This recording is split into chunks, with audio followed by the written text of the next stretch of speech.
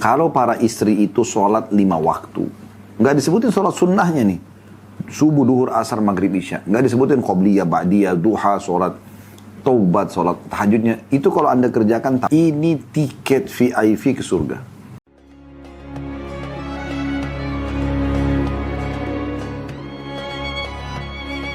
Assalamualaikum warahmatullahi wabarakatuh. Alhamdulillah wassalatu wassalamu ala rasulillah.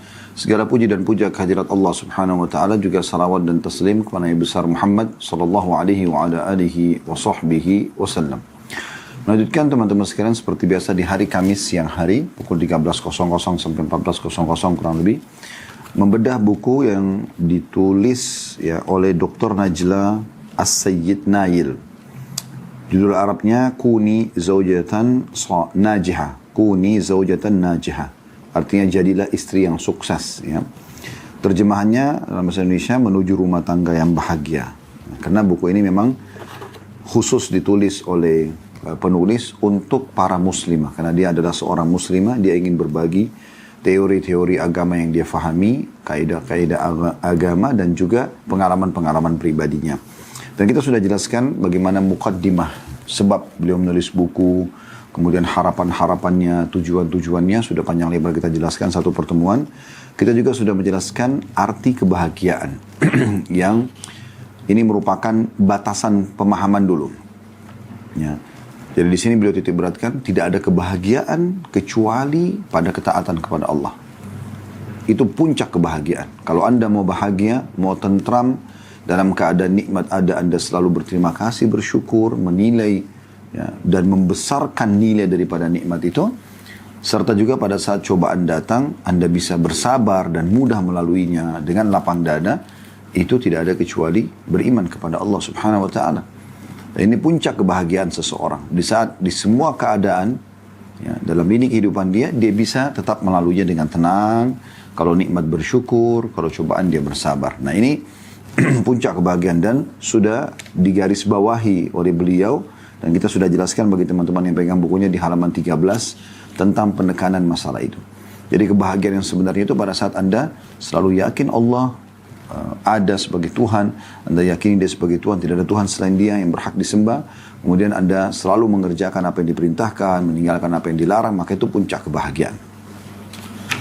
Kemudian juga sudah kita bahas ya, satu pertemuan juga tentang masalah kebahagiaan ya, dimulai sebelum menikah. Ya, ini yang kita sebutkan pada pertemuan yang lalu ya. Bagaimana kita bisa meraih kebahagiaan ya, yang dapat diraih sebelum menikah. Tentu ini hanya hubungannya dengan masalah pernikahan ya. Beliau tulis poin-poinnya. Yang pertama, tujuanmu dari menikah. Pastikan itu karena Allah subhanahu wa ta'ala. Bukan karena desakan orang tua, bukan hanya sekedar suka, bukan hanya karena faktor umur, ekonomi, politik, dan segala macam. Tapi memang karena Anda tahu ini adalah perintah agama. Ya. Itu dulu tujuannya. Melaksanakan pernikahan karena perintah Nabi SAW. Kata Nabi SAW, an-nikahu sunnati faman ragiba an sunnati falaysa minni. Nikah adalah sunnahku dan siapa yang menolak sunnahku maka bukan dari golonganku. Kemudian yang kedua, memilih partner hidup. Ya, sengaja beliau menekankan kalimat atau kata partner, karena memang banyak orang tidak memahami ini. Jadi suami istri itu adalah partner hidup. Bagaimana kita mencari teman atau tetangga bantal kita, teman kita melampiaskan sesuatu yang sangat besar, yaitu syahwat, yang bisa mengganggu. Kalau tidak terlampiaskan pada tempat yang benar, orang akan lari kepada hal-hal yang haram misalnya, ya, terjadi kemaksiatan. Maka kita harus tahu yang kita cari adalah partner hidup, di mana nanti dia akan selalu bersama-sama kita dalam keseharian kita, dalam suka dan duka. Jadi jangan hanya sekedar tertarik secara fisik saja, paras wajah saja, tapi orang ini layak nggak jadi suami saya? Orang ini layak nggak jadi istri saya? Harus punya pertimbangan yang matang sekali dalam masalah itu. Dan sudah kita jelaskan ya, tolok ukur untuk mencari pasangan ini, partner hidup adalah hadis Nabi SAW. Untuk para wanita, karena ini buku bicara tentang wanita, sabda Nabi SAW di halaman 18 ya, idza ja'akum man tardawna dinahu wa khuluquhu fasawwijuh. Kalau terdatang kepada kalian yang melamar yang kalian ridhoi dan kalian tahu agama dan juga akhlaknya, maka nikahkan dia. Sementara kalau untuk laki-laki, kalau dia pilih perempuan, hadis Nabi SAW, tungkahul mar'atu di arba'ah. Wanita umumnya dinikahi karena 4 perkara. Li jamaliha karena kecantikannya, wali hasabiha karena keturunannya, ya, wali maliha karena hartanya, wali diniha dan karena agamanya, fadfar bidhati din taribat yadak. Dahulukan yang beragama maka hidup makan tentram. Nah ini semua kunci kebahagiaan sebelum menikah, dari sebelum nikah. Jangan salah dalam memilih partner hidup.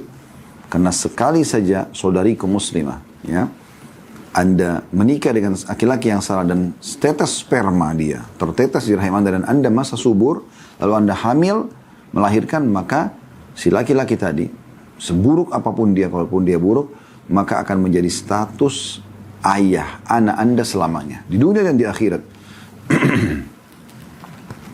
Artinya akan membawa nasab dia, gitu kan. Kemudian juga, ya, Anda wahai laki-laki, kalau Anda salah milih, tetes sperma Anda yang tertuangkan ke rahim wanita yang salah, dan dia hamil, maka sudah cukup membuat si wanita tersebut menjadi status ibu anak Anda selamanya. Ya, dan ini hal yang harus jadi perhatian baik-baik. Kemudian yang ketiga, yang dititik beratkan adalah kesetaraan suami istri. Ya. Jadi harus cari orang yang sepadan. Di sini disebutkan masalah keilmuan dan status sosial. Ya. Masuk dalam juga masalah fisik misalnya. Ya. Jadi Anda harus juga bisa memperhatikan poin-poin ini. Karena Anda akan terus bersama dengan partner hidup Anda itu. Jadi jangan juga Anda pintar sekali Anda nikah sama orang yang bodoh sekali. Ini nggak nyambung nanti. Ya. Atau Anda terlalu cantik Anda nikah sama laki-laki yang biasa, atau Anda terlalu tampan nikah sama perempuan yang biasa sekali, hanya membuat Anda tidak bisa bersyukur kepada Allah Subhanahu wa taala. Nah, ini ada kesetaraan. Dan ini sesuai dengan sabda Nabi SAW, wa ankihul akfa minkum, menikahlah dengan orang yang sepadan dengan kalian. Kemudian juga yang keempat adalah memberi kemudahan dalam hal mahar. Ya. Memberi kemudahan dalam hal mahar. Ini harus diperhatikan baik-baik. Ya, supaya memang tidak ada kesan yang ditangkap oleh calon suami kepada Anda wahai para muslimah, oh perempuan ini komersial, gitu kan. Kemudian selanjutnya, ya, yang kelima adalah melihat calon suami. Ya. Seperti sabda Nabi SAW, ya, lihatlah calon pasanganmu, karena itu lebih melanggengkan di antara suami istri nanti. Biasanya tolak ukur adalah wajah, ya. Anda sudah cukup dengan wajahnya, postur tubuhnya. Jadi itu juga bagian daripada hal yang harus diperhatikan untuk membangun tangga-tangga kebahagiaan setelah menikah. Kemudian yang keenam, jangan lupa istikharah, ya. Jangan lupa istikharah. Ini saran beliau yang keenam agar bisa bahagia dari sebelum nikah. Selalu minta petunjuk kepada Allah SWT. Salat 2 rakaat, ya, baca 2 istikharah setelah salam untuk mendapatkan ketenangan jiwa. Biarkan Allah sang pencipta yang memilihkan Anda pasangan tersebut. Kalau baik Allah mudahkan, kalau buruk maka Allah akan gantikan dengan yang lain.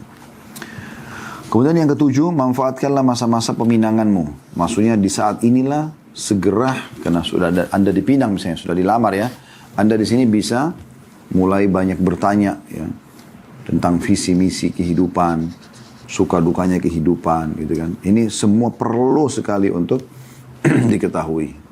Ya, karakter-karakter dasar yang dibutuhkan untuk diketahui, masalah emosional atau tidak, ya, dermawan atau tidak, supaya jangan nanti jadi batu pengganjal pada saat sudah menikah. Dan yang terakhir peringatan beliau, tentu di sini sampai 7 poin saja, ya. Tapi di sini ada peringatan beliau terakhir, hati-hatilah dan hati-hatilah. Ini selalu beliau tutup dengan poin itu. Beliau mengatakan pinangan, lamaran itu hanyalah sekedar janji untuk menikah. Pinangan tidaklah menghalalkan yang haram dan tidak mengharamkan yang halal. Artinya tidak boleh Anda keluar berduaan kalau masih baru khidbah atau baru pinangan, ya. Menganggap oh ini kan juga calon suami, calon istrinya, nggak boleh. Komunikasi pun sebatas hal yang diperlukan, ya. Tidak interaksi secara langsung misalnya. Ya, dalam arti kata di sini saling ketemu jalan sama-sama itu tidak, ya. Kan beliau mengatakan karena itu orang yang sedang dalam masa peminangan tidak boleh berduaan atau berbaur kecuali dalam batas-batas keperluan saja. Kayak misalnya ada walinya si wanita, mahramnya, Anda datang ke rumah, Anda tanyakan di depan keluarganya apa yang Anda ingin tanya, dan mereka semua tahu apa yang Anda harapkan sebagai suami, apa yang Anda harapkan sebagai istri, bisa dibahasakan tapi depan wali atau mahram daripada si wanita tadi. Baik, kita akan masuk bahasan kita pada kesempatan ini teman-teman sekalian. Itu adalah review apa yang kita bahas kemarin. Poin yang kedua, tentang langkah-langkah setelah menikah. Bagaimana meraih kebahagiaan setelah menikah. Kata beliau, pedoman dasar membangun rumah tangga bahagia. Dasar-dasar terpenting dalam membangun kebahagiaan antara suami istri dan merebut hati suami. Ya. Ini akan dibahas. Ya. Ada 4 poin supaya bisa bahagia setelah menikah.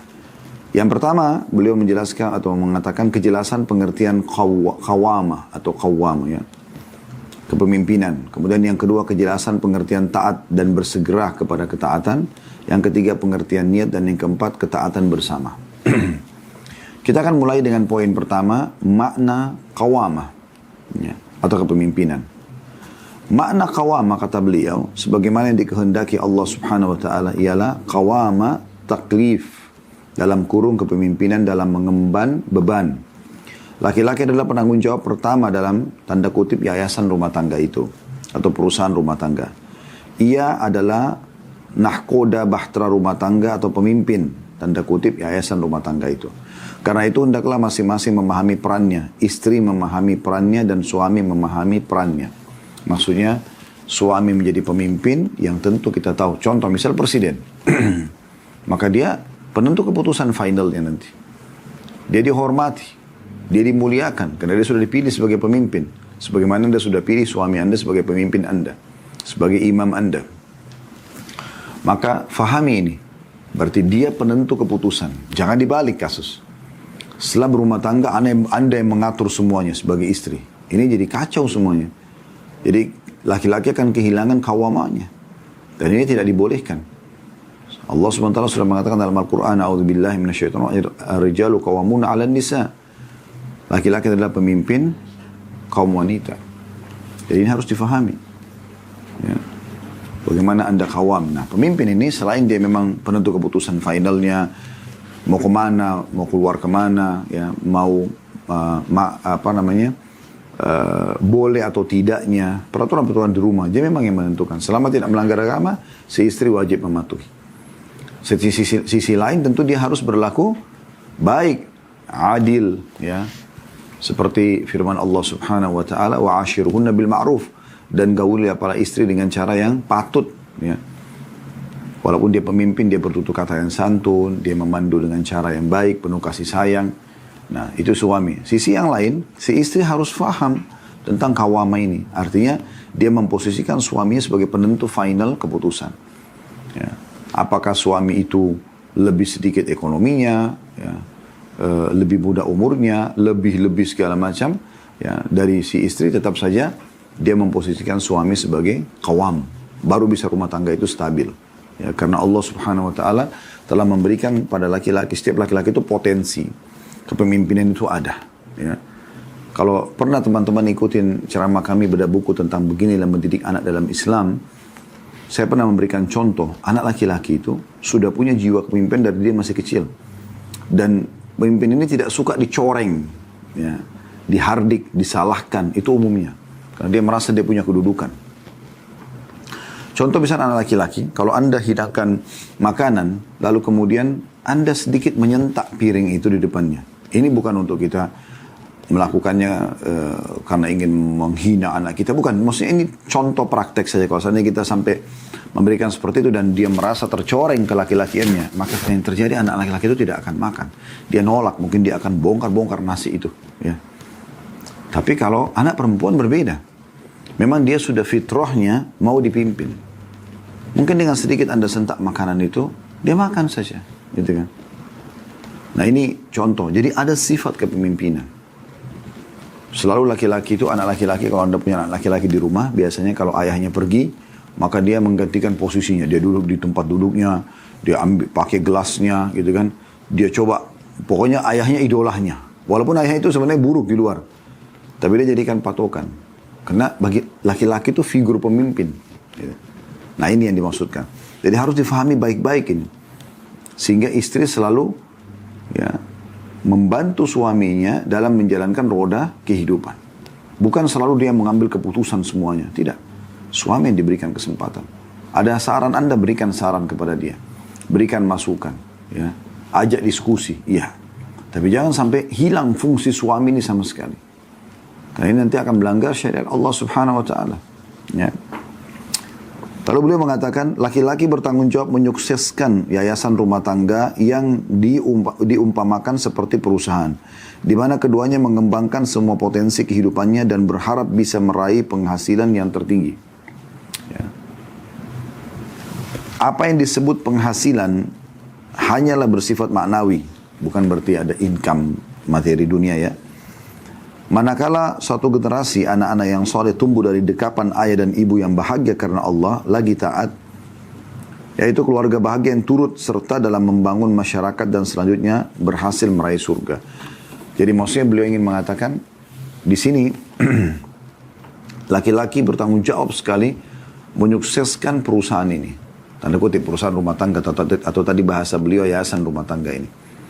Ini juga saya pernah bahasakan ke istri saya. Kita ini ibaratnya seperti pegawai di sebuah perusahaan namanya rumah tangga. Pemiliknya adalah Allah. Kapan saya menjalankan tugas dengan baik, saya akan dapat balasan dari Allah. Kapan kamu jalankan tugas dengan baik, maka juga akan dapat balasan dari Allah. Dan kita sama-sama mengejar yang terbaik dari balasan Allah itu. Bagaimana kita jalankan tanggung jawab dengan tulus, dengan ikhlas, maka Allah akan berkahi rumah tangga itu. Bisa dibayangkan bagaimana bahagianya rumah tangga kalau suami istri saling berusaha memenuhi kebutuhan satu sama yang lain. Bagaimana luar biasa bahagianya, bagaimana munculnya cinta yang alami dari hati karena perbuatan seperti ini. Jadi di sini bukan yang dimaksudkan oleh beliau, masing-masing harusnya di perusahaan itu mencari keuntungan tertinggi, bukan keuntungan material. Ini secara maknawi beliau mengatakan. Maksudnya, raih yang terbaik yang Allah janjikan untuk para suami dan istri. Kata beliau, di saat itulah masing-masing telah menunaikan kewajibannya, menunaikan amanah yang diembankan Allah Subhanahu wa Ta'ala padanya. Hal ini tidak akan terwujud kecuali sebagaimana yang telah dikemukakan tadi. Maksudnya, ya, masing-masing meraih yang terbaik yang Allah janjikan. Tentu caranya bagaimana menjalankan tugas dan kewajiban masing-masing. Ya. Di sini beliau memberikan subjudul di poin pertama ya, masalah qawama ini atau kepemimpinan.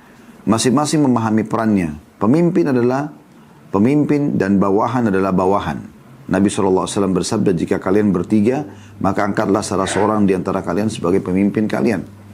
Maksudnya kalau lagi safar ya. Jadi dalam keluarga harus ada yang memimpin dan yang dipimpin. Peribahasa menyebutkan, bahtera dengan dua nahkoda akan tenggelam. Jadi nggak bisa suami pemimpin, istri juga pemimpin. Nggak mungkin. Maksudnya, dua-duanya penentu keputusan mutlak di rumah. Enggak, bukan begitu. Makanya sering kali terjadi pertikaian karena kasus ini. Terutama yang terjadi kalau setiap wanita, istri merasa dirinya, oh tidak bisa. Kalau nggak mau ikuti saya, kemauan saya sudah, saya pergi aja. Kita cerai saja. Ini egoisme. Nggak boleh. Sebagai seorang muslimah tidak boleh seperti itu. Dia harus tahu Tuhannya Allah Subhanahu wa Ta'ala menyuruhnya untuk dipimpin oleh suaminya. Suaminya qawwam. Dan dia patuh terhadap apa yang dititahkan oleh suaminya. Kalau ada sesuatu yang berat dia rasa, dia bahasakan baik-baik. Kan? Misal, dia diajak oleh suaminya untuk silaturahim keluarga suaminya misalnya. Lalu kemudian dia terbebani. Karena misalnya dia tidak cocok sama keluarga suaminya itu. Misalnya iparnya ya. Ipar dia saudara atau saudari suaminya. Karena setiap datang mungkin diprotes lah. Kemudian selalu hal-hal negatif ya. Menjatuhkan, mungkin dia bisa bahasakan, mohon maaf, ini kakak kamu ini setiap kali saya datang yang ada adalah menjatuhkan saya. Kalau ada kekurangan saya siap perbaiki kok, saya siap sempurnakan, tapi saya dibantu, bukan saya dijatuhkan. Bisa nggak kita alihkan misalnya silaturahim ke keluarga yang lain? Atau kalau misalnya pun kita ke sana, coba kasih ya pertolongan tanda kutip di sini ya, atau pembelaan kalau memang terjadi hal-hal yang menyudutkan gitu. Dan kita juga tidak usah terlalu lama waktu di sana. Nah itu kan bisa kita negosiasi. Tapi kalau sampai pun suami mengatakan, ya udah tetap jalan sama saya. Anda wajib patuh. Tidak boleh Anda tidak, Anda saya nggak usah ikut. Anda langsung kemudian saya di rumah aja. Dengan muka cemberut lalu Anda biarkan suami pergi sendiri. Ini nggak boleh. Kecuali suami mengajak kepada kemaksiatan. Nah itu baru masuk dalam sabda Nabi SAW. La ta'ata illa fi ma'ruf. Nggak ada ketaatan kecuali pada hal yang ma'ruf, yang dibolehkan. Ya. Dalam agama, dalam hadis yang lain, la ta'ata li makhluqin fi ma'siyati khaliq. Tidak ada ketaatan pada makhluk yang berbau maksiat kepada Sang Pencipta. Nah, itu baru.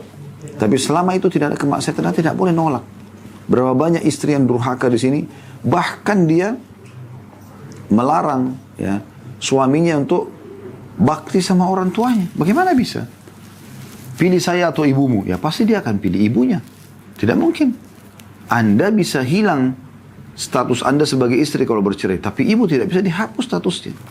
Dan kalau Anda menjadi wanita seperti ini, pastikan nanti Anda biarkan suami Anda durhaka sama orang tuanya. Kalau dia terlalu, ini si suami cinta benar sama istrinya sampai akhirnya tidak mau silaturahim sama ibunya. Karena istrinya nggak suka misalnya. Tidak bisa lagi atau tidak mau lagi membantu kebutuhan ibunya karena istrinya protes misalnya. Tidak ada hubungannya sama sekali. Anda harus kawam wahai para laki-laki. Anda penentu keputusan di situ. Berikan hak masing-masing. Anda harus lihat perintah Sang Pencipta Allah, bukan titah dan perintah istri Anda. Ini penting. Anda pun wahai muslim harus paham masalahnya. Tidak boleh Anda sembarangan main perintah-perintah suami. Tidak akan ada kebahagiaan dalam rumah tangga. Jadi ini penting untuk dibarisbawahi, gitu kan? Dan kalau Anda dipastikan ya membuat suami Anda jadi durhaka sama ibunya atau orang tuanya, maka Allah pun akan berikan Anda anak yang durhaka pada Anda. Itu sudah konsep dasar. Al-jaza min jinsil amal. Balasan akan datang sesuai dengan kadar perbuatan seseorang. Hari ini Anda gibah, Anda besok digibah. Hari ini Anda fitnah, besok Anda difitnah. Hari ini Anda mukul, besok Anda dipukul. Sunnatullah itu, sistem yang Allah sudah buat. Jadi nggak bisa. Anda senyum sama orang, hari ini Anda akan disenyumi oleh orang. Anda silaturahim, Anda juga akan ada yang silaturahim kepada Anda. Anda bantu, Anda juga akan dibantu. Seperti itu. Allah SWT mengatakan, hal jazaul ihsani illa ihsan. Tidak ada balasan kebaikan kecuali kebaikan juga. Ya. Jadi harus difahami masalah ini. Justru ingatkan suami. Misalnya Anda bilang, ini udah lama ini kita nggak silaturahim sama ibu, sama mama, sama umi. Ayo kita ke sana yuk.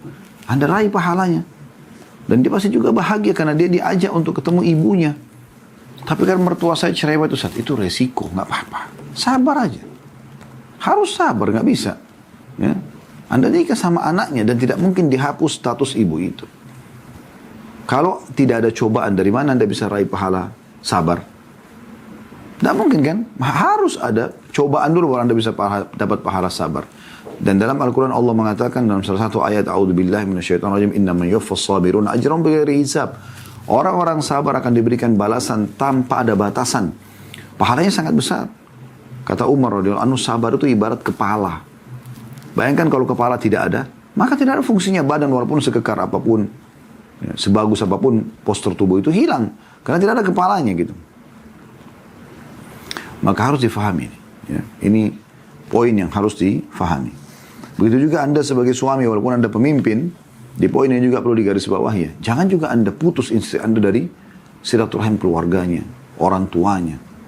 Dia juga punya orang tua, dia juga punya kerabat, dia punya saudara. Dan yang tidak mungkin dihapus statusnya. Anda tidak suka dengan ipar Anda. Nah, bisa, itu kan saudara, saudari. Kalau dia tidak baik sifatnya, oke, Anda bisa batasi hubungan. Dan kalau Anda lihat sampai pada puncak memang ada mudarat besar, misal ipar Anda sampai selalu menjadi pemicu, setiap ketemu sama istri Anda atau suami Anda, selalu dia pemicu agar Anda bercerai. Dan terpengaruh pasangan kita. Nah itu lain, itu ada mudarat yang besar. Itu boleh kita putus dia. Tapi putus ini dalam berkata, putus sampai dia, bukan diputus selamanya, sampai dia meninggalkan kemaksiatannya itu. Karena itu maksiat kepada Allah. Kata Nabi SAW, siapa yang memisahkan seseorang dengan yang dicintai, maka Allah juga memisahkan dia dari orang yang dicintai pada hari kiamat. Tidak boleh kita merusak hubungan suami istri. Tapi kalau hanya sekedar misalnya orangnya cerewet, orangnya ada tuntutan-tuntutan minta, kalau datang bawain makanan ini ya, itu biasa. Tidak apa-apa, kasih aja. Anda mulia kok. Kata Nabi SAW, al-yadul ulya khairu min as-sufla. Tangan yang memberi di atas lebih mulia daripada tangan yang menerima atau di bawah. Ya. Jadi Anda juga jangan sebagai suami, lalu Anda ya membiarkan juga pasangan tidak berhubungan lagi dengan keluarganya. Ini jangan juga. Tapi Anda bisa prioritaskan diri Anda. Bisa Anda mengatakan pada istri yang mau silaturahim sama ibunya, sama ayahnya, insya Allah nanti selepas aku ke kantor, silakan kalau mau silaturahim keluarga gitu. Saya ulangi, masing-masing memahami perannya, subjudulnya. Beliau mengatakan pemimpin adalah pemimpin dan bawahan adalah bawahan. Tetap tidak bisa berubah. Allah telah jadikan seorang pemimpin, istri adalah yang dipimpin. Nabi SAW bersabda, jika kalian bertiga maka angkatlah salah seorang di antara kalian sebagai pemimpin kalian. Jadi dalam keluarga harus ada yang memimpin dan yang dipimpin. Peribahasa menyebutkan bahtera dengan dua nahkoda akan tenggelam.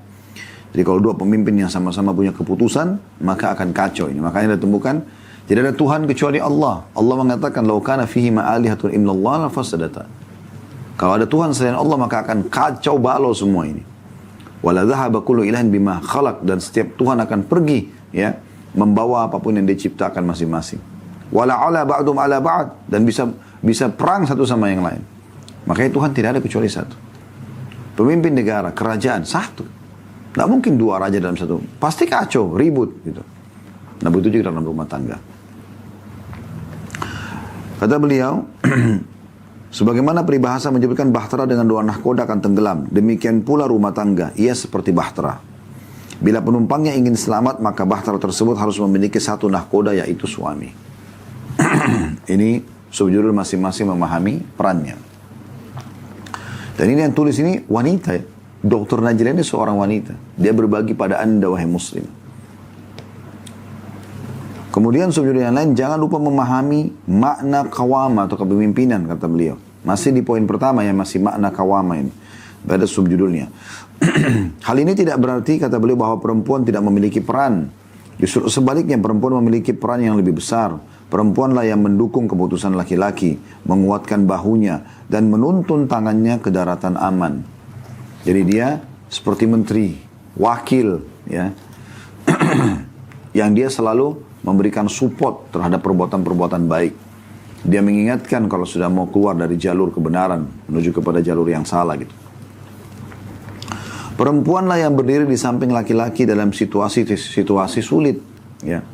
Dia lagi sumpah, dia lagi ada masalah. Anda di situ hadir untuk bisa memecahkan bersama dengan suami. Terutama kalau diminta saran. Tapi ingat, jangan menggurui. Jangan menghardik.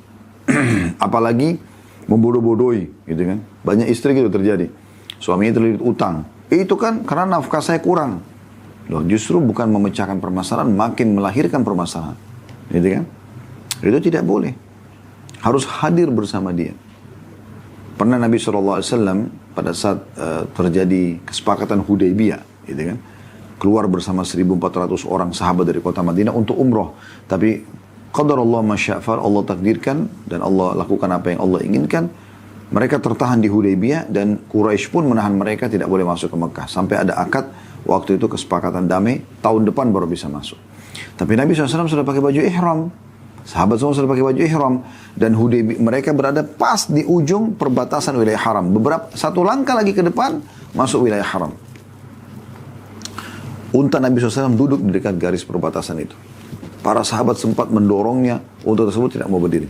Kata Nabi SAW, sungguh yang telah menahan unta ini adalah yang telah menahan gajahnya Abraham menghancurkan Ka'bah. Maksudnya Allah Subhanahu Wa Taala.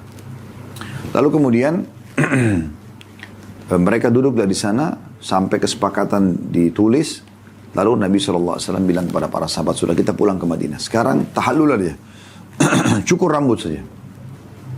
Kita cukur rambut saja. Nah pada saat mau cukur rambut, rupanya tidak ada atau sedikit sahabat yang bergerak. Karena sahabat itu sempat marah dengan orang-orang Quraisy. Apa haknya mereka menahan kita umroh? Kita datang bukan untuk berperang gitu. Mereka masih berharap, ya Rasulullah perang aja. Kita lawan. 1.400 orang ini juga bawa pedang mereka. Maka Nabi SAW sempat sedih dan masuk ke dalam kemah. Kebetulan waktu itu ada istri beliau, Ummu Salamah radhiyallahu anha. Ummu Salamah radhiyallahu anha. Maka Ummu Salamah ini bertanya, ya Rasulullah, ada apa? Karena Nabi lihat raut wajahnya sedih. Kata Nabi SAW, aku takut azab Allah turun pada mereka. Aku telah memerintahkan mereka untuk tahallul, mencukur rambut. Karena kita harus pulang ke Madinah. Tidak mungkin masuk ke Mekah tahun ini. Gitu. Tapi mereka belum melaksanakannya. Mereka masih berharap ada wahyu lagi turun untuk ya mengizinkan perang.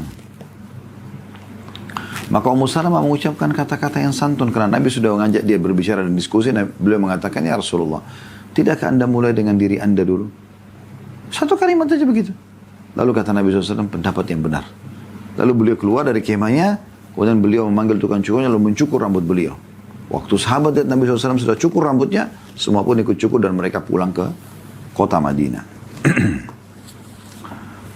Jadi kata beliau di sini, ya, perempuanlah yang berdiri di samping laki-laki dalam situasi-situasi sulit. Ia yang mendidik anak-anaknya dan mengurus urusan anak-anak. Bahkan yang lebih daripada itu sekalipun kalau diminta, maka perempuan adalah ketenangan dan ketentramannya. Ia juga pakaiannya, ia tempat bermusyawarah yang senantiasa membantunya dan melaksanakan arahan-arahannya sehingga kebaikan pun merata pada semua. Kalau diajak diskusi, ya, ngobrol. Waktu Nabi SAW pulang dari Gua Hira, menerima wahyu pertama Iqra bismi rabbikal ladzi khalaq, beliau gemetaran karena melihat Jibril dalam postur aslinya sebagai malaikat. Kata Nabi SAW dalam hadis Bukhari, aku melihat Jibril dengan postur aslinya, dimanapun mataku memandang langit, ke timur, ke barat, ke utara, ke selatan, penuh dengan badan Jibril. Dan Allah mengaruniai Jibril 600 ekor sayap, yang kalau 600 ekor sayap ini, satu saja sayapnya dikebaskan bumi ini, maka akan hancur bumi ini. Maka Nabi SAW pulang gemetaran. Sampai beliau tiba di rumah, ya, itu menjelang subuh. Kemudian Khadijah buka pintu rumah, melihat suaminya dalam kondisi menggigil ketakutan. Adabnya luar biasa gitu. Tidak seperti seorang wanita, suaminya pulang tengah malam. Udah dari mana? Ada wanita lain, tuduhan segala macam. Ini dia diam aja. Dia tunggu suaminya bilang apa. Maka Nabi SAW ucapkan kalimat zammiluni, zammiluni. Selimuti aku. Maka Khadijah tidak pakai banyak pikir lagi, ambil selimut membungkus badan Nabi SAW. Kemudian membawa Nabi SAW mendampingi sampai di ranjang, duduk dengan tenang, diberikan minum. Pada saat Nabi SAW sudah tenang, baru Nabi cerita. Dia tidak tergesa-gesa mau mendengar, menerka, menebak-nebak, tidak. Setelah Nabi SAW sampaikan semuanya, dia juga tidak mendustakan, karena cerita ini gak masuk akal ketemu dengan seorang sosok yang memiliki 600 sayap, ya. Kemudian ya, satu sayap yang hanya dikebaskan bumi ini, maka akan hancur bumi ini. Bagaimana besarnya itu? Maka pada saat itu Khadijah mengatakan, memberi motivasi suaminya, mengatakan, apakah engkau mengira, hai suamiku, engkau akan ditimpa sesuatu yang buruk? Sesungguhnya kau selalu silaturahim, membantu orang susah. Gak mungkin gitu. Kau selalu terkenal menjadi orang yang berbuat baik.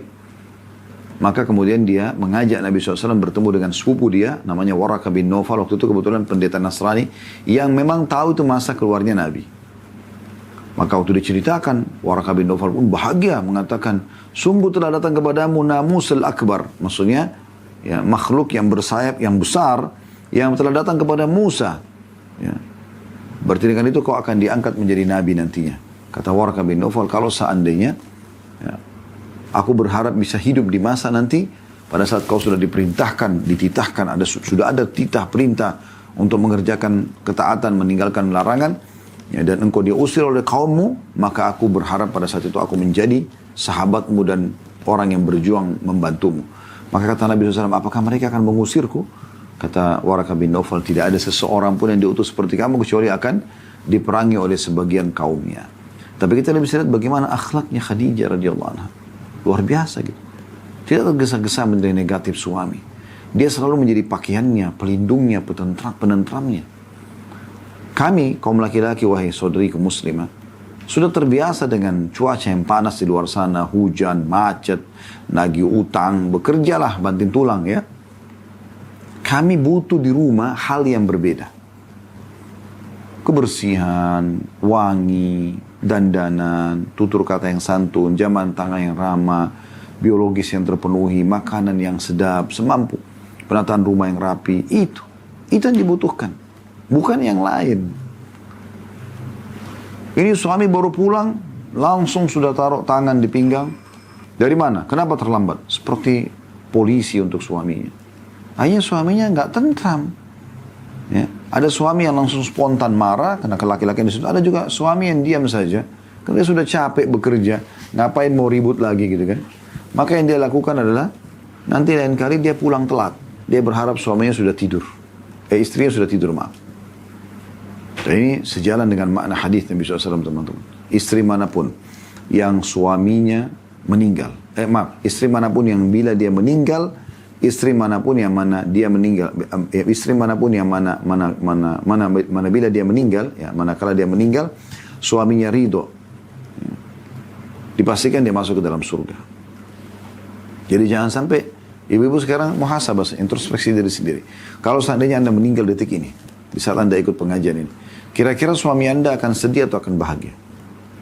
Kalau suami Anda bisa tangkap, dia akan merasa kehilangan karena selama ini muamalah Anda yang baik, santun, ramah, selalu jadi pendamping dia, selalu setia, selalu melayani, selalu memenuhi kebutuhannya, selalu menjadi sahabat temannya, pemberi nasihat-nasihat dan saran-saran positif gitu. Maka pasti dia akan merasa kehilangan. Atau memang selama ini Anda selalu menyakiti hati suami, memprotes semua keputusannya, ya, melanggar semua titahnya, keluar rumah tanpa izin, berteman sama orang yang dilarang berteman. Ya, kalau Anda meninggal, suami Anda mengatakan Alhamdulillah, maka berarti itu Anda tidak akan mendapatkan keutamaan hadis tadi. Maka ini harus direnungi baik-baik ini, ya. Jadi bahasa-bahasa ini dalam sekali. Ini seorang wanita bicara dengan perasaannya dituangkan dalam bentuk buku. Tapi beliau doktor di bidangnya, ya, di bidang ilmu agama, maka beliau membahasakan ini. Maka perempuan adalah ketenangan dan ketentraman suaminya. Ia juga pakaiannya. Ya. Pakaian untuk apa? Menghiasi suami, menghiasi penampilan, dan melindungi dari cuaca, dingin atau panas gitu kan. Kemudian ia tempat bermusyawarah yang senantiasa membantunya. Setiap kali suami bermusyawarah, dia coba fikir, dia berdoa sama Allah, ya Allah berikan jawaban yang tepat dari lisan hamba-Mu, lalu kemudian dia berikan masukan ke suaminya. Dan melaksanakan arahan-arahan suami, sehingga kebaikan pun merata pada semua. Lalu mengatakan, maaf saya capek sekali saya mau istirahat. Oh ya silahkan. Sambut dia baik-baik. Ya. Apa yang saya butuh siapkan? Air hangat, ya, jamu, madu, apa saja siapin. Pijit badannya, biarkan hilang capeknya. Jangan bilang, wah sudah seharian tinggalkan kita, ya, saya sama anak-anak malah sekarang tidur. Kadang-kadang ada suami, subhanallah, dia betul-betul memang sudah capek sekali di luar sana. Ya, capek dengan macet. Saya biasa kadang-kadang kalau pulang taklim, ya, sebelum pandemi waktu itu masih sering offline, ya, itu letih memang, gerah di jalanan. Pakai mobil pun capek. Letihnya itu secara kejiwaan ya, kena macet, padat. Ya, ini membutuhkan waktu istirahat. Mungkin setelah dia tidur 1 jam, 2 jam, dia terbangun, dia sudah segar, dia mandi, maka dia akan memberikan hak Anda. Tidak mungkin teman-teman Anda berbuat baik lalu dibalas dengan keburukan. Itu kayaknya nggak mungkin. Mustahil. Mustahil. Baik, ini poin pertama yang dibahas oleh beliau tentang ketentraman setelah berumah tangga, yaitu memahami makna qawamah. Kita akan kembali setelah yang satu di poin kedua, ketaatan dan bersegera dalam ketaatan. Baik teman-teman sekalian, kita masuk ke poin yang kedua. Poin yang kedua. Dari bahagia, ya, bagaimana cara bahagia setelah menikah.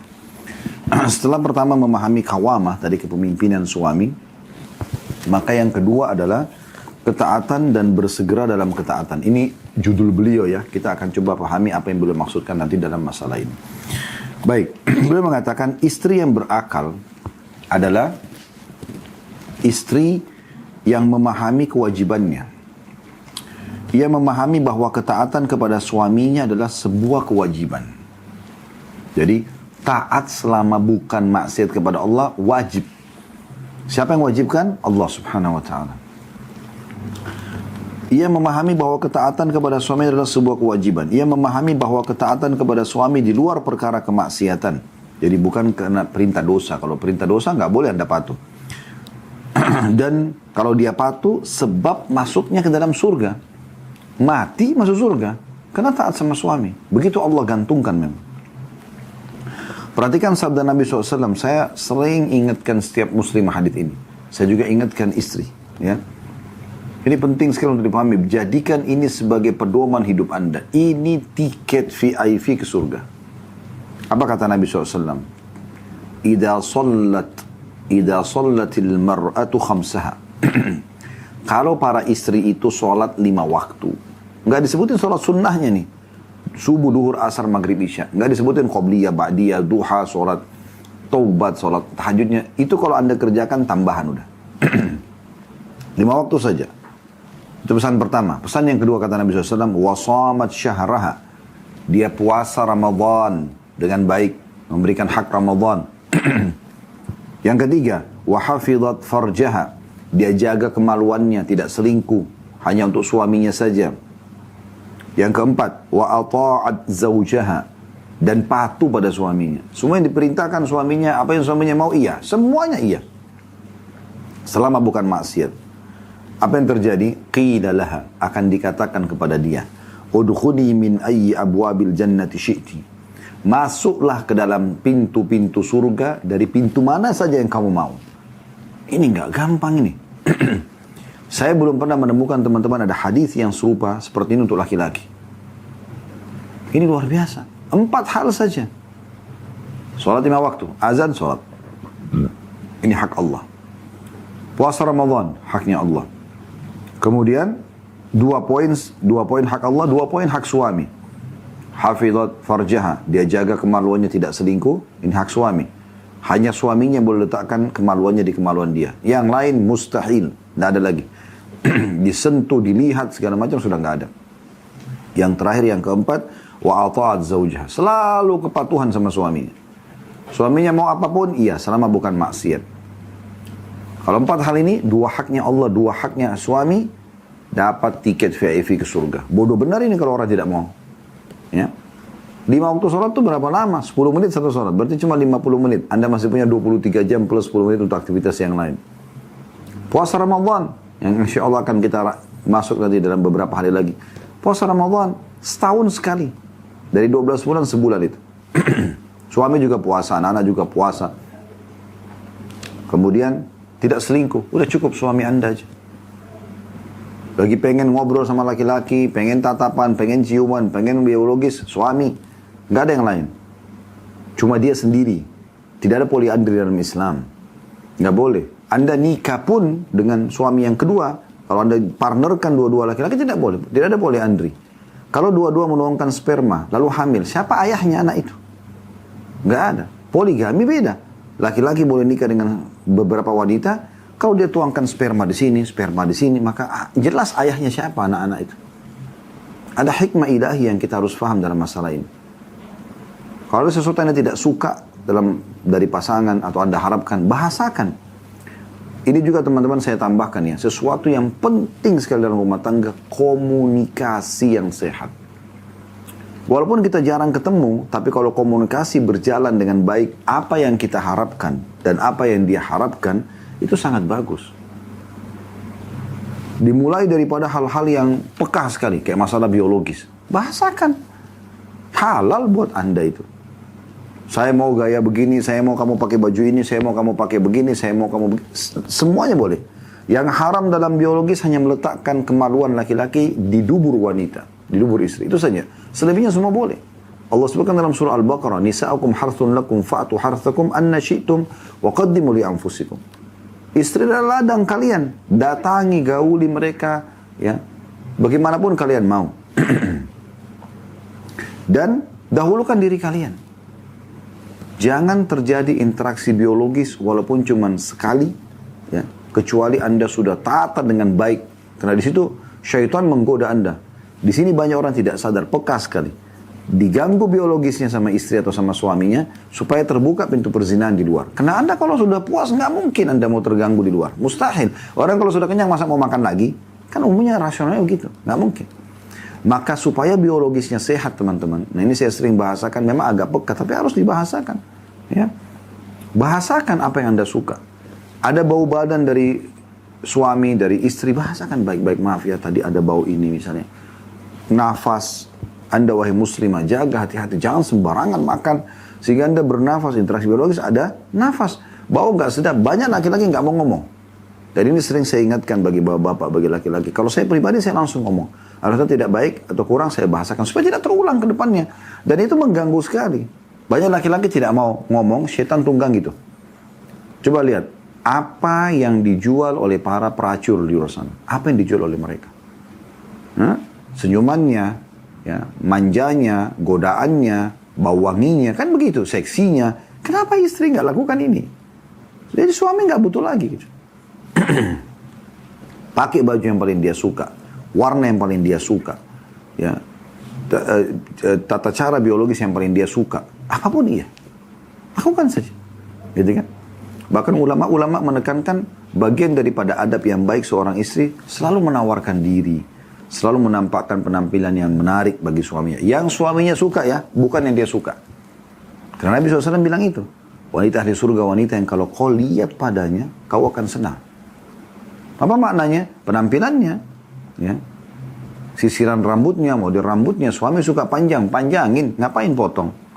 Saya pernah jelaskan dan saya ingatkan kembali. Ada di antara kerabat kami cerai sama istrinya. Gara-gara suaminya 15 tahun berumah tangga, suka rambut panjang. Selalu kalau dibahasakan, tidak mau. Selalu potong pendek. Dia tidak suka rambut pendek. Dan memang termasuk sunnah Nabi SAW, wanita memelihara rambut. Sudah pernah kita bahas di bedah buku sebelum ini ya. Bagaimana itu bagian daripada hal yang dianjurkan bagi kaum wanita. Dan kata Nabi SAW, man kana lahu sya'ar fal yukrimhu. Siapa yang Allah karunia rambut, dia harus memuliakan rambut itu. Rawat dia dengan baik. Indah gitu. Itu yang dijual oleh para pelacur-pelacur tersebut. Kenapa Anda kalah dengan mereka? Kalau suami Anda punya iman, dia bersabar. Kalau tidak punya iman, dia akan terganggu. Gitu kan? Jadi, jaga ini masalah kemaluan, traksi biologis. Keputihan, bau dari kemaluan, bau dari dubur. Ini semua tidak boleh ada. Sebelum suami datang, Anda sudah harus wangi dari ujung rambut sampai kaki. Semuanya. Dan Anda mengecek satu persatu. Karena itu peka sekali. Selalu ada parfum di dekat ranjang. Ya, habis selesai interaksi biologis pun, tetap Anda semprotin lagi. Mungkin dia masih mau ngobrol, mungkin dia masih mau pelukan. Berbeda. Dan supaya kalau suami, cara menasihat. Kalau suami bisa ngomong langsung. Kalau istri, mungkin dia bisa menggunakan cara-cara supaya tidak menyinggung suaminya. Misal, karena suami kan ada sifat kepemimpinan tadi, kita sudah bahas. Misal contoh, dia tata parfum dia di sebelah parfum suaminya. Dan dia mengatakan, ini parfum yang kemarin punya kamu, aku suka loh baunya, misal. Atau dengan bahasa apapun. Padahal sebenarnya dia ingin suaminya pakai parfum. Itu lebih tepat kalau cara menasihati laki-laki. Jadi bukan dengan mengatakan pakai parfum dong supaya nggak bau. Nah itu nggak bisa. Bahasa-bahasa ini menyinggung perasaan laki-laki dan ini berbahaya. Karena dia punya sifat kawama tadi ya. Tapi maksud dan tujuan sama. Hanya caranya yang berbeda saja. Kalau istri dikatakan oleh suaminya, pakai parfum itu ya aku suka, biasa aja. Ya. Kalau perempuan lebih baik menggunakan ya, bahasa-bahasa retorika yang lebih menyentuh gitu. Misalnya dia bawa diri dia, ya. Ini parfum yang kemarin misalnya Mas beli atau siapalah dipanggil suaminya, ya. Ini kok aku suka sekali baunya. Jadi maksudnya tujuannya sebenarnya pakai ya aku suka gitu. Tapi bahasakan kalau mungkin dia akan pakai insya Allah. Itu dengan cara-cara seperti itu. Kemudian yang keempat, wa ta'at zaujah, dan dia mentaati suaminya. Selama bukan maksiat, lakukan itu. Ini tiket VIP. Apapun iya, semua iya. Kita ke sana yuk, iya, terserah, saya akan ikut. Gitu. Anda punya hajat, bilang, iya, insya Allah. Tapi bisa nggak setelah dari sana, saya juga pengen beli ini di toko ini. Ya, nggak masalah. Kan begitu. Jadi rumah tangga itu akan sangat tenang, enak, nyaman. Kemudian ada subjudul beliau mengatakan delegasi kaum wanita. Masih di poin kedua ya, masalah ketaatan. Dan bersegera dalam menyambut ketaatan itu karena Allah. Ada subjudul di sini, delegasi kaum wanita. Beliau mengatakan, ketahuilah bahwa kewajiban utama istri terhadap suami adalah mentaatinya dalam perkara yang bukan kemaksiatan. Dan tidak bernilai kemudaratan. Ya. Jadi kalau taati selama bukan kemaksiatan. Ketaatan ini memiliki pengaruh yang besar dalam menjernihkan suasana keluarga. Dalam sebuah hadis tentang delegasi kaum wanita disebutkan bahwa kaum wanita merasa iri karena jihad berikut pahala dan rampasan perang hanya diperuntukkan bagi kaum laki-laki. Delegasi kaum wanita ini mengatakan, lalu apa bagian kami dari hal itu? Bertanya pada Nabi SAW. Ya. Maka kata Nabi SAW, abligi man lakaiti. Ya, sebenarnya pakai bukan fathah di sini, bukan man lakaita ya, man lakaiti. Itu dicoret di bukunya, diubah karena perempuan di sini. Abligi man lakaiti minan nisa'i anna ta'at az-zawji wa'tirafan bihaqqihi ya'dilu dzalik. Sampaikan kepada seluruh wanita yang kau temui bahwa ketaatan pada suami dan pengakuan terhadap hak-haknya adalah sebanding dengan hal itu. Hadis ini diriwayatkan Bazzar dan juga At-Tabarani. Maksudnya kan istri ini atau wanita ini datang mengatakan, ya Rasulullah, kalian kaum laki-laki sholat berjamaah di masjid, kalian kaum laki-laki mengantar jenazah, kalian kaum laki-laki mencari nafkah buat kami, kalian laki-laki berperang, berjihad, sementara kami mengurus rumah kalian, mengurus anak-anak kalian, menjadi tempat syahwat kalian. Apakah pahala kita sama? Maka kata Nabi SAW, sampaikan kepada semua yang kau temui bahwasanya pahala kalian sama. Jadi jangan kepremeh tugas-tugas dalam rumah tangga ya. Kemudian beliau mengatakan juga, ketaatan kepada suami bukan berarti engkau menyanyiakan kepribadianmu sebagai perempuan. Dan tidak berarti pula pengakuan pada kediktatoran laki-laki. Jadi bukan karena dia diktator, bukan karena Allah memang suruh dia jadi pemimpin. Karena dia kalau dihormati, kalau dimuliakan, maka dia akan respon yang sama. Dia akan menaungi, menyayangi, melindungi dan seterusnya. Bukan pula berarti bahwa kehidupan rumah tangga itu adalah pergulatan, pertentangan dan pemaksaan pendapat. Tetapi ini adalah sebuah jalinan kehidupan yang prinsip dasarnya adalah toleransi. Karena menjalankan tugas masing-masing. Kalau ada subjudul, beliau mengatakan, raihlah hati suamimu dengan bersegera mentaatinya. Ini masih dalam poin nomor 2 tadi ya. Ketaatan yang patut dan kecintaan istri kepada suami akan mengangkat kedudukannya di sisi suaminya. Dan mendatangkan kebahagiaan serta ketentraman bagi dirinya sendiri. Dan ini betul terjadi ya. Walaupun beliau penulis adalah seorang wanita yang berbicara, saya katakan ini betul. Sebagai laki-laki saya jawab ini betul. Subhanallah, kalau laki-laki itu ditaati, dihormati, dimuliakan.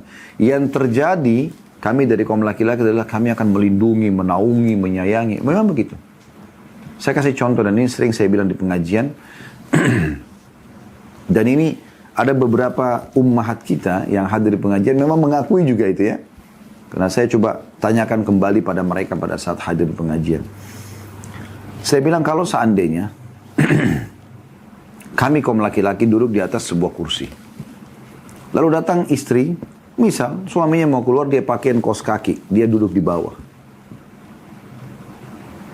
Atau misalnya dia duduk aja, dia tidak duduk di atas kursi, dia duduk di bawah, dekat lutut atau paha suaminya misalnya. Apakah Anda sudah tahu apa yang muncul di benak kalian sebagai laki-laki? Kasih sayang. Masya Allah istri saya seperti ini ya. Yang ada penghormatan, pemuliaan demi Allah itu ya. Jadi laki-laki itu punya kawam, punya sifat pemimpinan. Pemimpin itu kalau dimuliakan, dia akan menaungi. Itu efeknya. Fahami ini baik-baik. Dan tidak terjadi pada istri. Karena istri dominan perasaan. Kalau misalnya istri duduk di atas kursi, suaminya duduk di bawah. Apa yang terjadi? Anda tidak akan berpikir seperti laki-laki. Oh suami saya sayang sama saya. Bukan. Anda berpikir, oh saya sudah menguasainya. Begitu pikiran sederhananya. Gitu kan? Makanya di sini, kalau kita... sebagaimana beliau katakan, ketaatan yang patut dan kecintaan istri kepada suami akan mengangkat kedudukannya di sisi suaminya. Justru akan dimuliakan oleh suami. Dan mendatangkan kebahagiaan serta ketentraman bagi dirinya sendiri. Dengan begitu suami pun akan menuruti dan memenuhi segala keinginannya yang sesuai syariat. Kalau sudah mukanya cemberut, selalu kasar, mau mengatur, apalah segala macam. Setiap minta suami pasti protes. Tapi subhanallah di saat suaminya puas, ya, maka semua akan diberikan. Dan saya pernah bilang ada rahasia untuk meraih hati suami, gitu kan? Karena judulnya kan subjudulnya raihlah hati suami. 3 hal dalam tubuh suami, mata, tatapan matanya. Setiap kali dia lihat sesuatu, dia lihat Anda, lihat penataan rumah, lihat warna gorden, spray, anak-anak, semuanya yang menyukai, yang dia suka dengan matanya. Ya, maka itu Anda sudah punya poin penting meraih mata suami. Dan ini sesuai dengan hadis Nabi SAW. Wanita surga, wanita yang kalau kau lihat padanya kau akan senang. Yang kedua, perutnya. Makanan kesukaan dia apa? Misalnya dia suka suami ini tempe. Ya udah, tempe itu selalu ada. Tempe goreng depan dia. Kerupuk, selalu ada kerupuk. Walaupun Anda buat menu yang lainnya. Jadi favorit dia selalu ada di situ. Yang ketiga, kemaluannya, biologisnya. Penuhi. Tadi dengan konsep-konsep yang saya bahasakan ya. Hati-hati bau nafas, bau mulut, bau ketiak, bau kemaluan. Ini peka sekali. Banyak suami nggak ngomong, tapi setelah itu nggak mau lagi interaksi biologis. Ada banyak gitu ummahat kita ngeluh. Ustaz saya sudah 10 tahun berumah tangga nggak disentuh oleh suami. Coba. Dia bertahan sebagai istri ya. Istri suami juga bertahan sebagai suami, tapi tidak mau interaksi biologis. Kenapa? Pasti ada masalah di situ. Ya kan? Sama dengan Anda kalau tidak makan makanan, kenapa? Anda tidak suka. Dihidangkan lagi pun Anda tidak akan makan. Nah, itu konsepnya. Coba introspeksi diri. Coba setelah sikat gigi yang bersih, lidah juga digosok supaya hilang semua baunya, pakai lagi mouthwash kumur-kumur. Pastikan semua, ya, rapi bersih. Makanan yang Anda makan, jangan sembarangan terlalu banyak goreng-gorengan atau apa. Boleh, bukan tidak boleh, tapi akhirnya membuat nafas yang keluar nggak sedap. Tubuh Anda tadi akan dicumbui oleh suami. Nafas Anda kemana-mana kalau dia lagi cumbuin Anda. Kan gitu, akan tidak nyaman. Makanya hati-hati. Bau ketiak. Sunnah Nabi SAW mencukur bulu ketiak, pakai roll-on yang wangi. Begitu juga dengan kemaluan, dicukur bulunya. Sunnah Nabi SAW cukur, itu sunnah Nabi SAW. Beliau mengatakan 5 fitrah pada seorang muslim, 5 hal yang harus dijaga. Khitan, sunat, laki-laki dan perempuan. Kemudian yang kedua, memotong kuku, laki-laki dan perempuan. Yang ketiga, merapikan kumis atau memotong kumis, ini bagi laki-laki. Yang keempat, ya, mencukur bulu ketiak atau mencabutnya, ini bagi laki-laki dan perempuan. Yang kelima, mencukur bulu kemaluan, laki-laki dan perempuan. Dan kata Nabi SAW, janganlah seorang suami pulang dari safar, tiba-tiba membuat kejutan datang pada istrinya. Beritahukan dulu, kata Nabi SAW, agar setiap wanita itu, istri, siap, ya, atau sempat menyisir rambutnya dan mencukur bulu kemaluannya. Jadi kebersihannya. Nabi SAW bahasakan itu. Karena kalau suami tiba-tiba datang, dia berantakan, dia bau, ini bisa berpengaruh pada kejiwaan laki-laki. Fahami ini wahai para muslimat. Sehingga tidak ada lagi masalah Anda dengan, oh saya tidak disentuh oleh suami saya. Nah itu masalahnya. Ya. Kemudian disebutkan dalam kata-kata mutiara, kata beliau, tanda kutip ya. Istri terbaik adalah istri yang patuh, malu, cerdas, subur, penuh kasih, sedikit bicara, dan lagi mulia. Ini kata beliau. Suami akan sangat gembira manakala ia melihat istrinya bersegera menaatinya. Ia tidak bermalas-malasan dalam menunaikan apa yang diinginkannya. Bahkan di sebagian waktu, keduanya mencapai tingkatan di mana masing-masing memahami apa yang dikehendaki dan difikirkan pasangannya sebelum ia mengutarakannya. Ini luar biasa ini. Kalau Anda sudah sangat peka selalu melakukan ketaatan pada suami, Anda bahkan bisa membaca dari raut wajahnya, suami lagi lapar, suami lagi senang, suami lagi benci. Suami pun sama. Gitu kan? Dia bisa baca itu. Kasus tentang masalah istri yang peka, hadis Khadijah radhiyallahu anha. Satu hari pernah Nabi SAW lagi bersama Khadijah di Mekah, gitu kan. Kemudian pada saat itu teman-teman sekalian, Khadijah menyambut Nabi SAW masuk, lalu Khadijah melihat dari raut wajah Nabi ini pengen mau makan. Tanpa tanya ini. Tiba-tiba Khadijah pamit baik-baik, saya bisa ke belakang nggak, ke dapur. Kata Nabi SAW, silakan. Begitu dia ke dapur, Jibril datang. Malaikat, pemimpin para malaikat, alaihi salatu wassalam, datang kepada Nabi SAW. Lalu mengatakan, wahai Muhammad, sebentar lagi Khadijah akan datang membawa makanan kesukaanmu. Peka sekali dia bisa tahu kalau Nabi SAW lapar sebelum tanya gitu. Karena kedekatannya pada suaminya gitu. Dia mengatakan, Jibril mengatakan, sebentar lagi nanti bawa makanan favoritmu, kesukaanmu. Maka sampaikan, karena perbuatan baiknya ini, Allah kirim salam pada dia. Menggetar enggak hati Anda, wahai muslimah, mendengar hadis seperti ini? Allah kirim salam kepada istri yang peka dengan kebutuhan suaminya. Gara-gara itu Allah kirim salam sama dia. Dan sampaikan juga salamku, kata Jibril kepadanya. Plus lagi, sampaikan dia akan dibalas, diberikan istana di surga, ya, yang tidak ada kebisingan di sana dan keributan. Kenapa tidak ada bising? Karena Khadijah tidak pernah bising. Gak pernah ribut-ribut, bertengkar, angkat suara depan suami, melotot. Gak ada itu. Sehingga suami selalu merasa tentram di rumah. Karena sambutannya senyum, ramah, bercanda, memenuhi kebutuhan. Jadi suami keluar dari rumah itu membawa oleh-oleh bekal yang luar biasa, yang membuat dia bisa tenang di luar sana. Nah itu. Sementara kalau istri adalah hadis Nabi SAW. Nabi SAW mengatakan, pada saat melihat ada perubahan sikap dari Aisyah radhiyallahu anha, kata Nabi SAW, saya tahu hai Aisyah, kapan kau marah sama saya dengan kapan kau tidak marah. Kata Aisyah, bagaimana itu ya Rasulullah? Kalau kau lagi senang, kau akan mengatakan demi Tuhannya Muhammad. Tapi kalau kau lagi marah, kau akan mengatakan demi Tuhannya Ibrahim. Ya. Lalu Aisyah tersenyum sambil mengatakan, betul ya Rasulullah. Aku tidak bisa membenci Anda, tapi aku hanya bisa, ya, mengganti tadi nama seperti itu. Jadi ini ada kepekaan. Kemudian beliau mengatakan juga,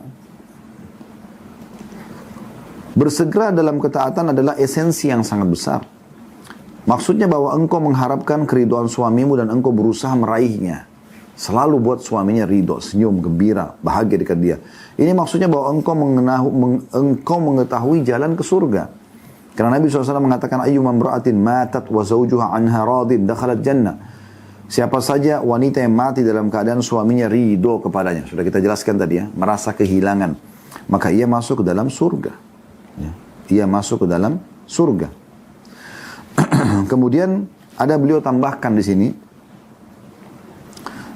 riwayat sabda Nabi SAW, nisa'ukum min ahli jannah, wanita kalian yang termasuk penghuni surga, al-wadud, yang penuh dengan kasih sayang, al-walud, subur, al-a'ud ala zawjiha, selalu saja ya lembut dengan suaminya, ya, setia dengan suaminya.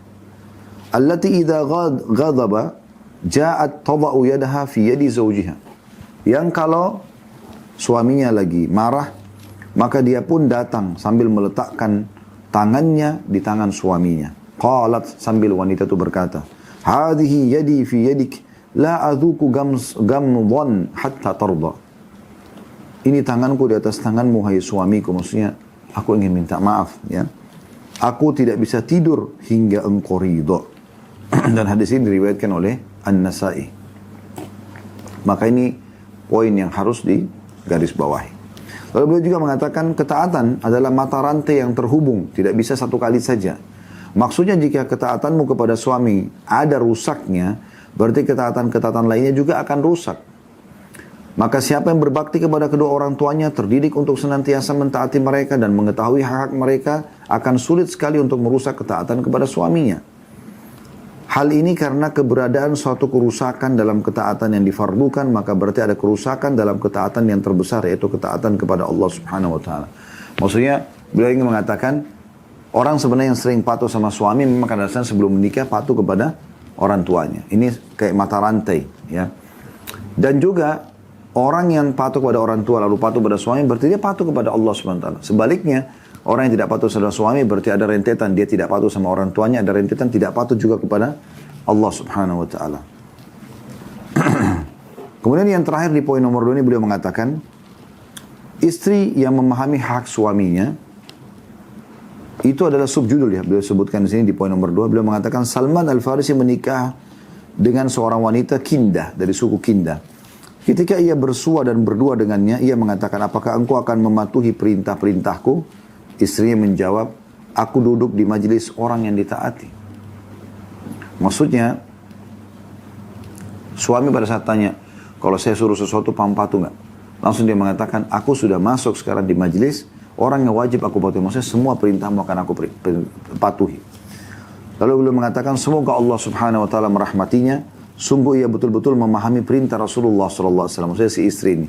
Sehingga ia pun tidak menjawab lebih daripada itu. Aku duduk di majelis orang yang ditaati. Maksudnya aku sedang bersama orang yang harus aku taati. Semua perintahmu akan aku taati. Yakni engkau telah menjadi suamiku dan hakmu atasku ialah ketaatan. Perintahkan apa yang kau suka. Selamat bagi perempuan yang sedemikian, itu permulaannya dalam rumah tangga maksudnya. Dan ini poin yang luar biasa yang harus difahami. Kita tutup sampai sini teman-teman sekalian, 2 poin ya.